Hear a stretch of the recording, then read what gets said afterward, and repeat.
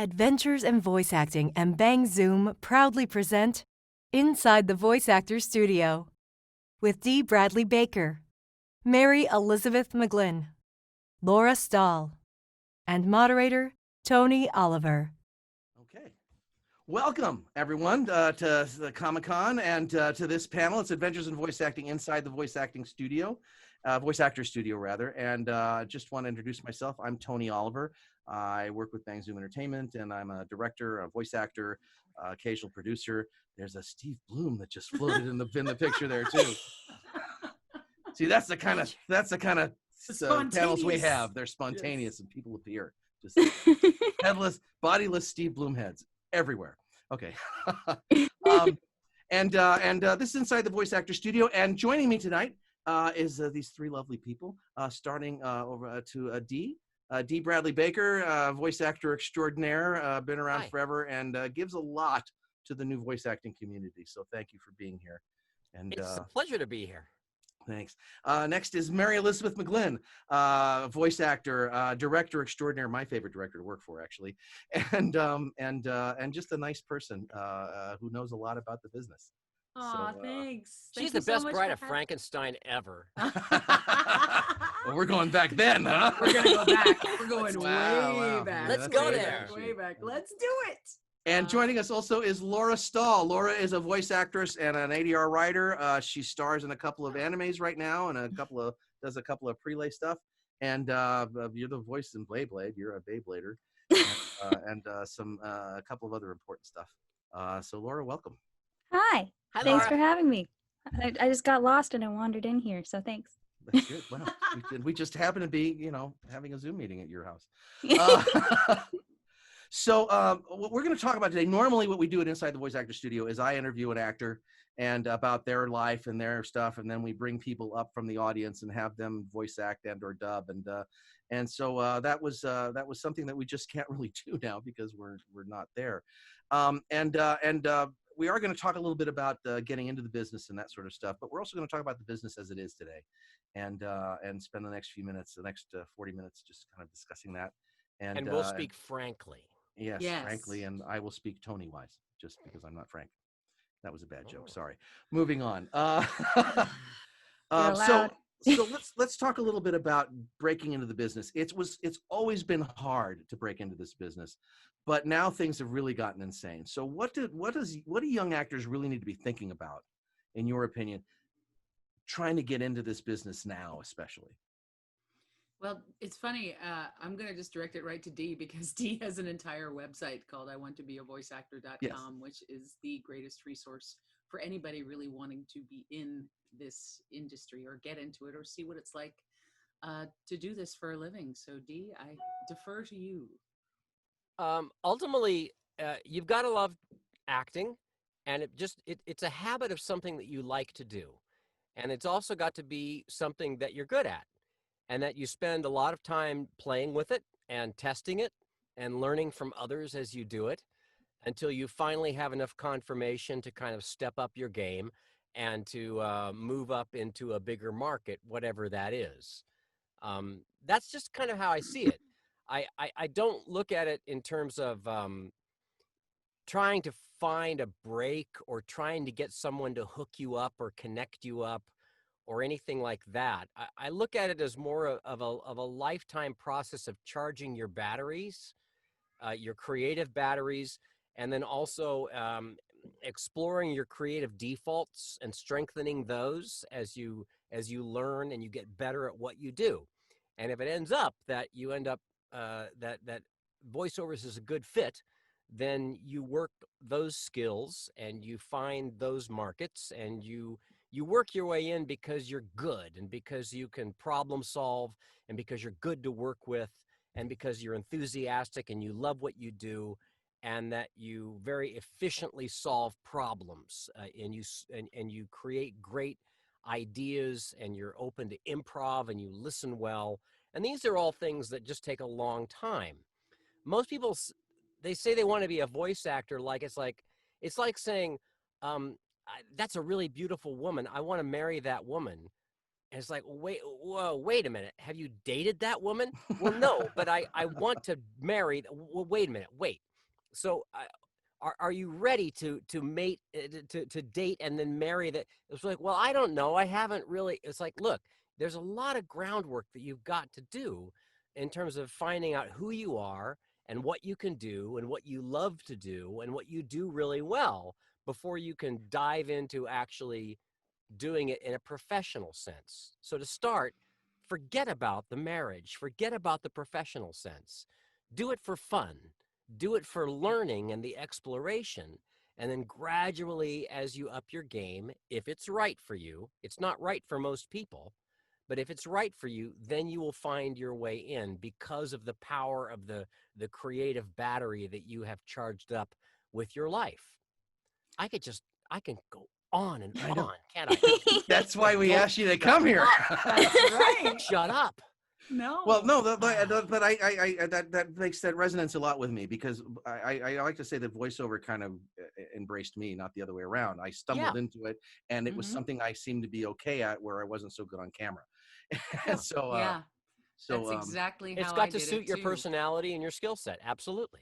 Yeah, I mean, I tried to be on camera for a long time, and I got to, be on Star Trek, Voyager, and have some really amazing so jealous. experiences. But it wasn't. That's the reason why I came to LA, by the way, was to be on any Star Trek. I didn't care. But I found that when I got hurt on a set in New Zealand, I came back, and Peter Spellos, who I think some of us know, recommended me to Magnitude 8 and Zero Limit Productions, Yutaka Maseba, and I started doing anime because my knee was messed up and I couldn't do the Beetlejuice show that Dee and I were doing at the time.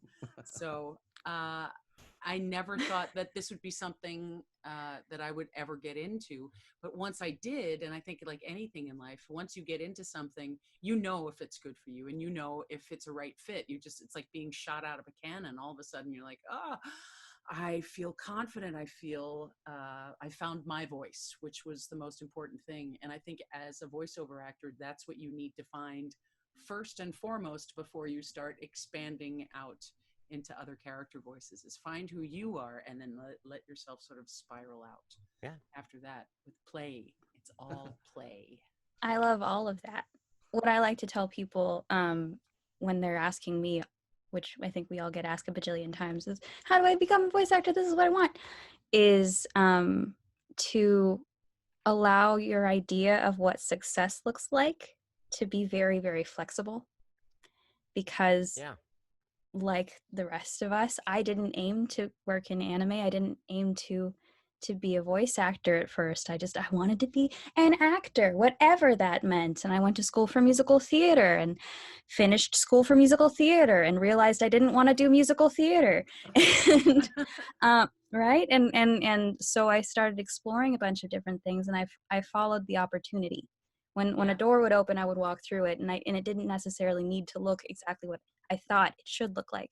When you're young and you're 20 and you're excited and you think, well, it's fine. It'll just take about 3 years and then I'll be a regular on some sitcom and I'll be famous. That's, because you're going to give yourself a window of time to actually succeed as to whatever that's going to mean. That's not how life works.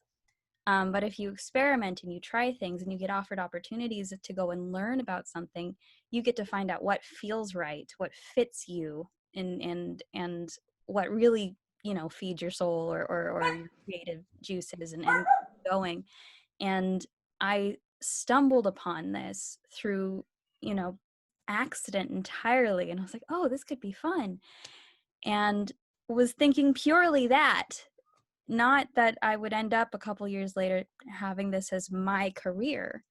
And I'm incredibly grateful that I did, but I kind of failed my way here. It's funny because people feel that way though, and I felt that way for a while until I realized, no, I actually succeeded in where I was supposed to succeed. Mm-hmm. And so that made it. This is it actually felt a little different once I let go of the idea that I was an actor in every medium. You really need to seek the confirmation before you jump off the cliff. I mean, I think most people say they want to be a voice actor like a kid says they want to be an astronaut.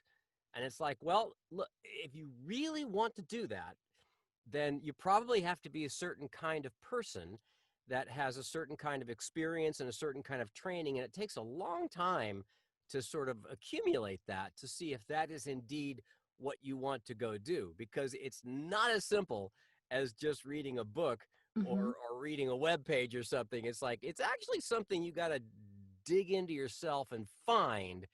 And then in a process of self-discovery, in addition to confirming that this is something that you're good at, that you like to do. You know, just because you're good at it doesn't mean you like it.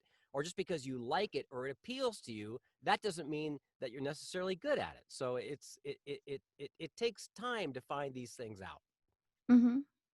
And then at the same time, when you're trying these different things, you end up by default finding the things that you are good at, that you can excel at.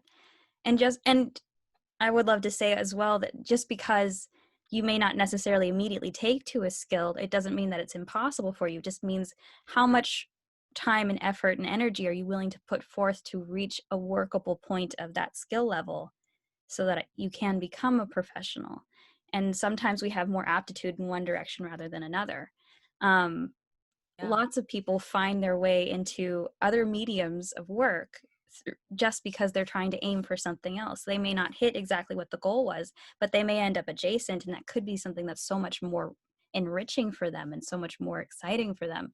If you aim to be a voice actor and then you end up somehow becoming primarily a writer or primarily a director or a project manager, or you work in production itself because you really enjoy coordinating, all of that's possible, and it's all surrounding that same storytelling element. And all of it is really, really valid and valuable and exciting to do. It just depends on what type of person you are and what you're really aiming for. And so much of that you can't know until it's upon you. I mean, for me, so much of it, I had no idea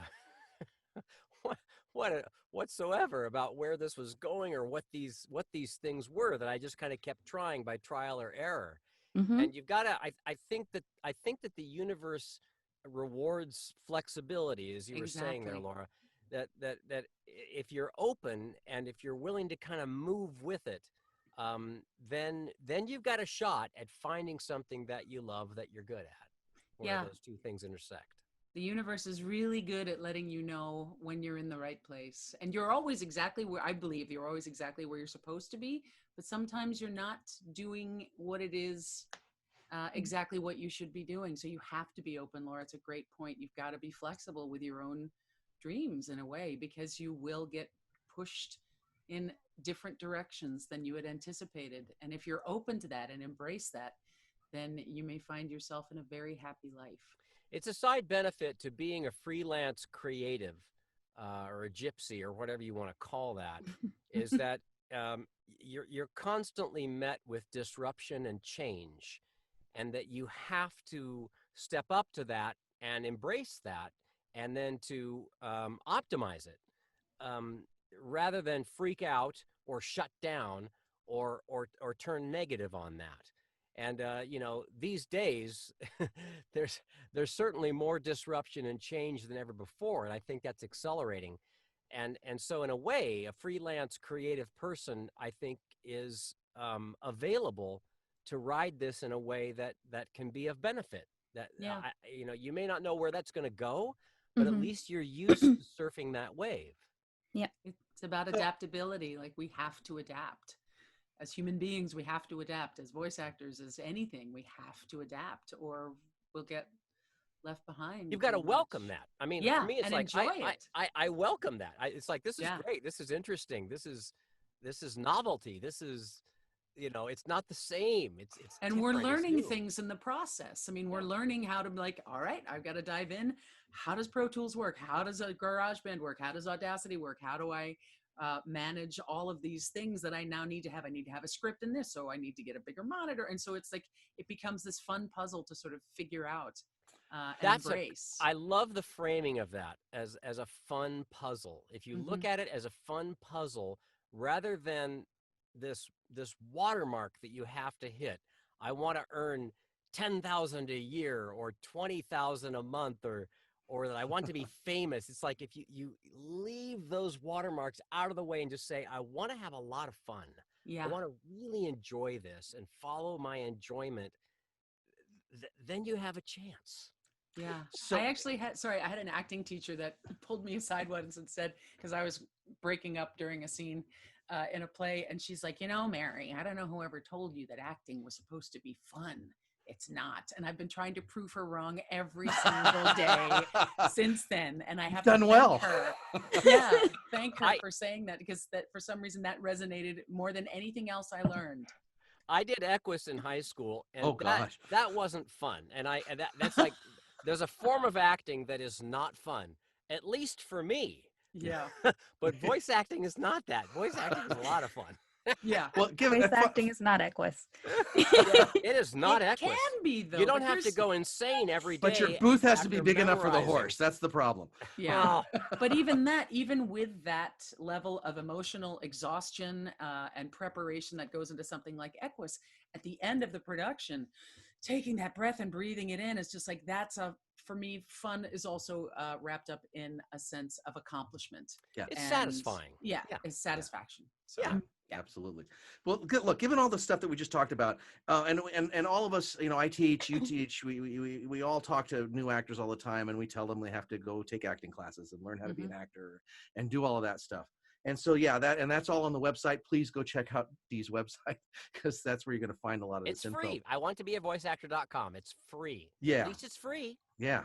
Mhm. So but now we have a different set of circumstances that new actors are facing with all the home stuff and all that stuff. What is it that's now much more difficult? And Laura, you're just kind of finished negotiating the beginning of your career. You're now moving into mid, but I you, wouldn't say finished, but yeah, I'm you know still what you're doing. but thanks. So what is everybody facing now? What are they looking at now in terms of trying to get into this business in the middle of a pandemic and everything? Oh man, golly. This is for all of you, by the way, not just Laura. I just wasn't pointing it out, but Oh, thank you. you're right smack in the middle of this right now. So Yes, I am. Being closer to just starting out, fresh-eyed and bright-eyed and bushy-tailed, it's been an interesting challenge. Like you said, a fun puzzle. Because now that most of, if not virtually all the work at the moment is being done remotely, recording from home, you need to have a certain caliber of equipment at your disposal that you can use to do that recording so that can be broadcast quality. And when you're already working, and it was an easier thing for me to put together. I haven't dropped as much money as some of my colleagues that I know. Some people have built full booths, Tony. Some people have purchased booths that came in and were like on forklifts, and those got built, and those are huge. And I just made this one in my closet. Right. What I'm in right now. There are built several this. different ways and layers of doing it. What I have is here. I'll show you really quickly. I have curtains. Oh. I have sound blankets that are on a track on my ceiling that I can just wrap around my little desk here and turn into. You got those grommeted ones from Vocal Booth to Go? Mm-hmm. That's There what I you got. go. That's what That's I use. exactly it. And I just wrap them around the booth, and then my little desk, and that's my work area. This is There where I you record go. everything, and I'm very lucky that I was able to do that. But I know there are several other people who don't necessarily have that fund, or it's definitely a risk to spend that amount of money. And that's the same thing for like joining the union, because you don't necessarily know that you'll have a return on investment as a contractor, as an independent contractor, because technically for some projects you're hired and fired the same day. You finish everything in one day, you're done. Now what happens on the next gig, and when will that be? We don't know. As you become more entrenched in the community of voiceover, and you start to know different clients and things, you have a little bit more of a momentum, and you get more jobs more frequently, and you're able to sort of plan for and pad your bank account like nicely enough to know that you have a safety net that you've built yourself, hopefully, if you're budgeting. But when you're just starting out and maybe you don't have a client base, and you're sitting here thinking, well, now I have to get a nice microphone and a nice preamp and a good space, and I need to make sure that my computer can do this and be quiet when I'm doing this. And if you're dubbing something, you need to make sure maybe you need 2 monitors, and a lot of things go into this, and it's a very, very large investment, and there isn't a guarantee of success. Nobody owes you a job.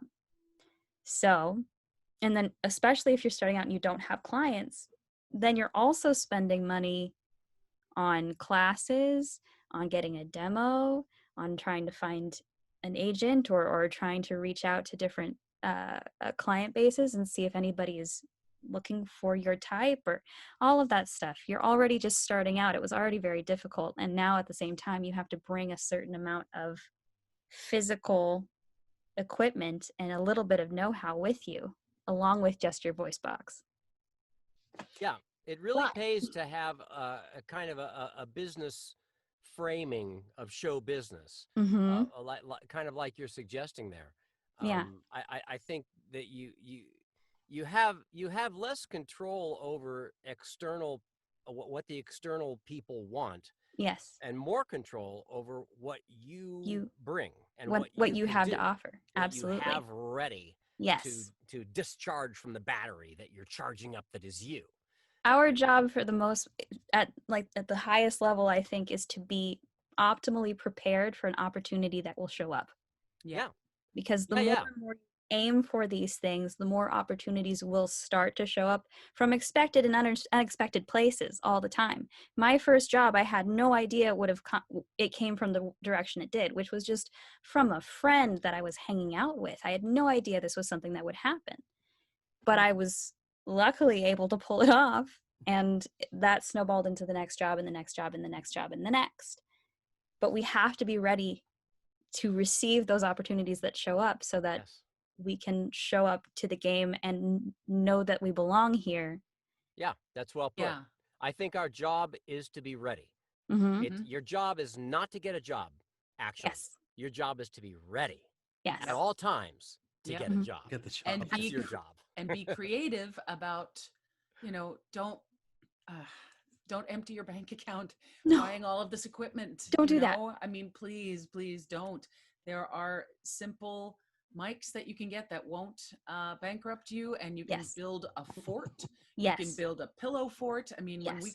when we used to go to conventions, that's what we would do. Is we No, build Steve these... showed me how to do that. Yeah. He actually showed me how to build a pillar fort in my hotel room so that I could do an audition when he and I were at a convention together. Exactly. Yeah. Exactly. I've So done don't that. feel like you have to go out and get the top of the line, build a studio, build everything. It's just like, we've got a studio in our closet as well. Mm-hmm. And there's well, now after years of working from it, we continue to update it, but start small. You don't have to bankrupt Yeah, it's yourself not Not at about the at this tech. moment. It's like what No. makes a great rock band. It's not about the tech. It's not about the guitar. It's about the players. It's about what the players bring. Yes. Yeah. Facilitated with the technology. But Yep. I put a few pages on my site, on my I want to be a voiceactor.com site, that show you how I've just built a pretty inexpensive closet studio that works beautifully. I work in it, and I'm gonna design another one. And so I gave a breakdown of how I did it, and this is my version. It's a little PVC cage with sound blankets thrown over it, and I show you all of the technology. It's not expensive technology. Nope. You got to make some investment. I mean, Yeah, you you do. have to make calculated risks. I mean, like Yes. you're saying, Laura, it's a constant process of well-placed calculated risks. Mm-hmm. You got to be willing to do that at least. But but it doesn't have to be expensive. It's not about pricey technology at all. It turns out that's the good news, is that when we're voice actors, and our end of the industry has essentially just kind of righted itself and is for the most part continuing. We're very, very lucky. Yeah. Yeah. Yeah, Very I love KG Tang had a post a couple of weeks ago saying, who knew that in 2020 voice acting would be the safe job? Yeah. It's a little it's insane. nuts. But while we're talking about that, I want to, because we're gonna run short of time here, I want to turn the tables a little bit and talk about the way things are now and where we're headed. There's a lot going on with COVID-19 and the pandemic, and the studios having to deal with that, with Black Lives Matter and casting and LGBTQ issues that have come up in the last 6 months or so. What are we looking at? I mean, we have to calculate where we're headed and be ready. What do we need to be ready for, in your opinions? Well, as a director, I know I'm not going to go back to the studio for a long time, I think, because if they bring an actor in, they're going to have probably just the actor and the engineer, and the actor hopefully will not come in contact with anyone. The producers, the showrunners, and the directors, Tony, I'm assuming this is for I'm you the same as way well. for me. Yeah. We will be at home, and I will no longer wear pants ever. And I'm fine with that. And I think, again, talking about And being, Steve will be fine. Steve will be fine with that.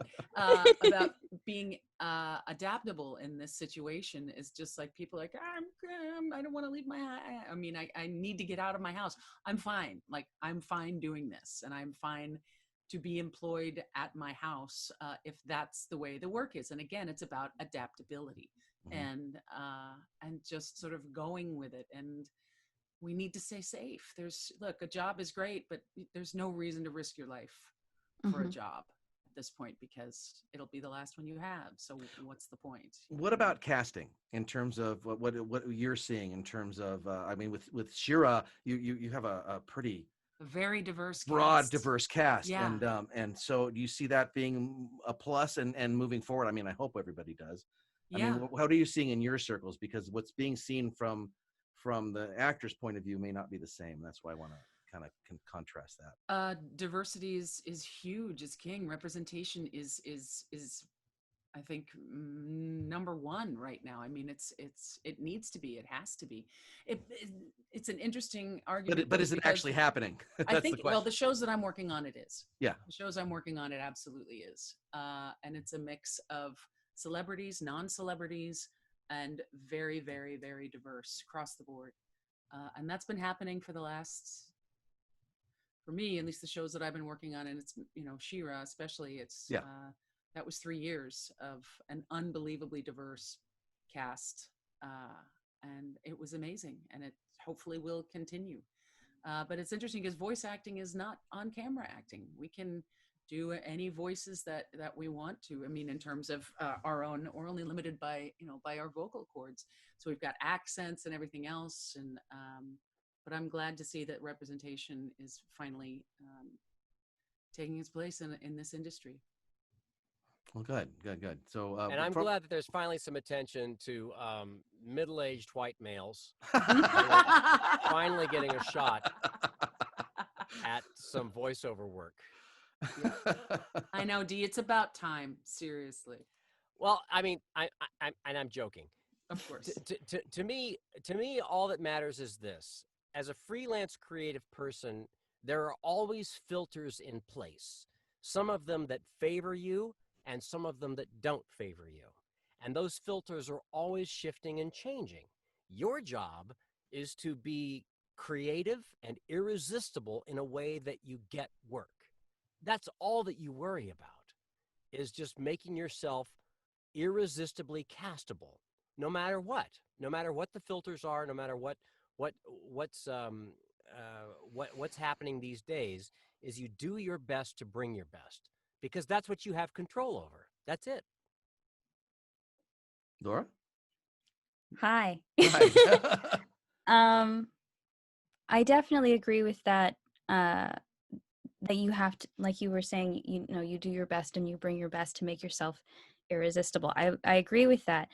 I think, I don't know if anybody here is aware of my background. I'm half Black and I'm half Jewish.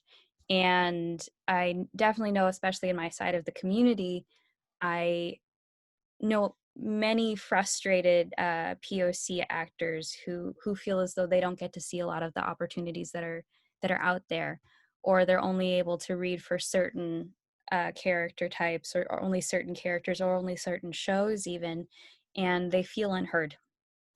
And I also am fully aware and have to remain aware of the fact that I'm pretty certain that I've received a lot of opportunities in my life specifically because I'm passing. And I know that that's a difficult and kind of icky thing to say, but it is true. Specifically because you're what? I'm passing. I pass as white. Oh, Oh, I've never heard that term. I'm It is ignorant. very much a term. Wow. It's Okay. very much a term. And so I'm fully aware of that privilege that I have. And In voiceovers? yes, absolutely. Absolutely. Hmm. Especially the way that I speak, the way that I sound, the resonance of my voice. It's not necessarily inherent that I'm a person of color. But then they'll find out that I'm a person of color, or just in, and not just in voiceover, but in casting, in life, and other things like that. Then they find out, and either the reception is great, we accidentally were diverse, or, which is difficult, Yeah. yeah. or I have been treated differently after people have found out what my background was in negative ways, just in life or in work and all these other things. Or they'll become surprised. I've definitely been in a casting before where people have found out about me and have commented to tell me how surprised they were at how professional I am. Oh, Hmm. And so these things come up and they arise. And I think especially with the movement that's going on at the moment, it's made a lot of people of color feel at least heard enough to be able to talk about it in the community, and start trying to speak to studios and start trying to speak to clients and the clients around studios and want to say, we are valid, our voices are valid. And this is to be very cold, this is a great way for the clients to make money because they want to say that Black Lives Matter. What better way to say that than to say Black voices are heard, you know? So it's an interesting thing. It's difficult because I also know that in the casting side, it's very complicated to cast shows. You can't have 500 people read for the same small role. If you have a lower budget show, you have maybe 20, 25. And most of those shortlists are people that a lot of these clients already know. And a lot of the people that the clients already know are of a certain demographic and maybe not of another. So we need to shake up the shortlists, is how I feel about this.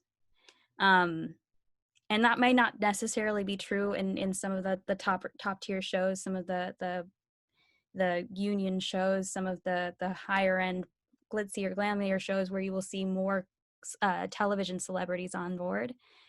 But it's definitely true in some of the lower budget shows that maybe some of these things could be looked at.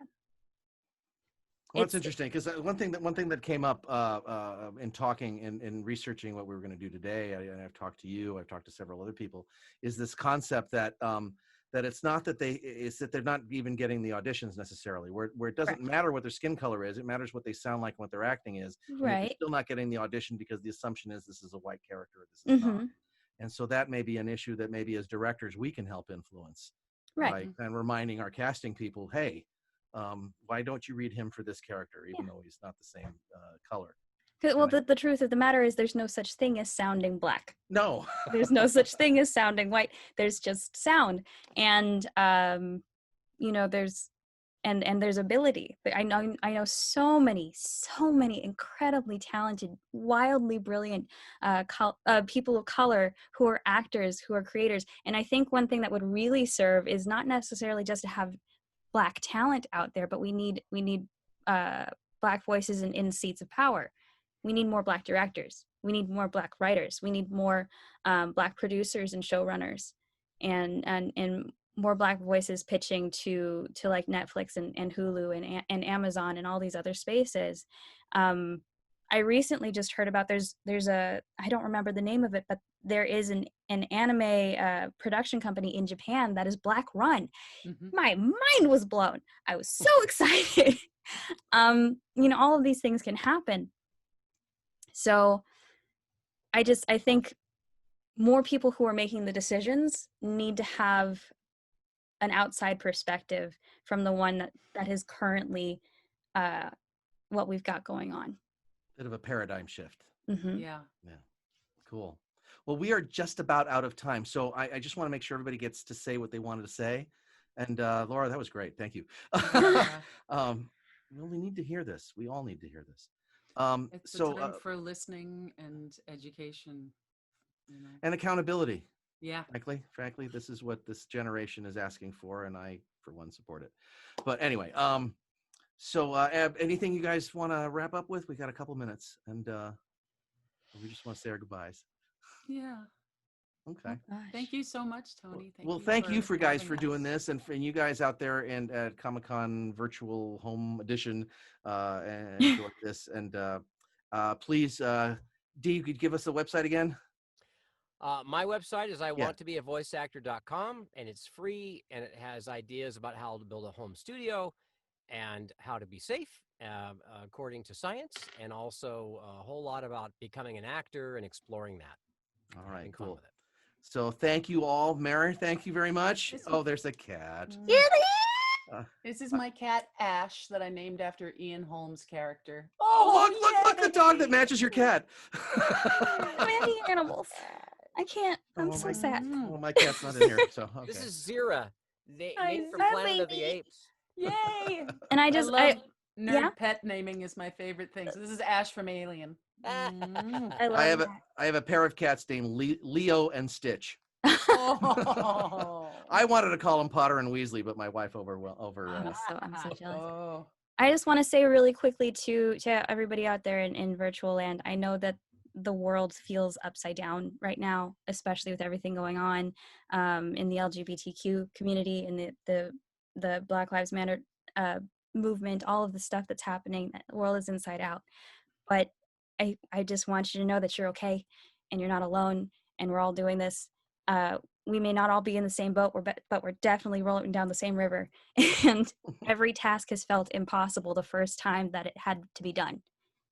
But we can do this thing. And we're all voting in the same election. Yes. We're all Exactly. voting So, and Please if, same if election. if you have any questions about if you're registered, how to register yourself to vote, how to get your friends registered to vote, please go to nerdsvote.com and Excellent. check it out. There's Please. all kinds of resources there that will give you reminders, that will teach you how to do a voting party, everything. So please vote.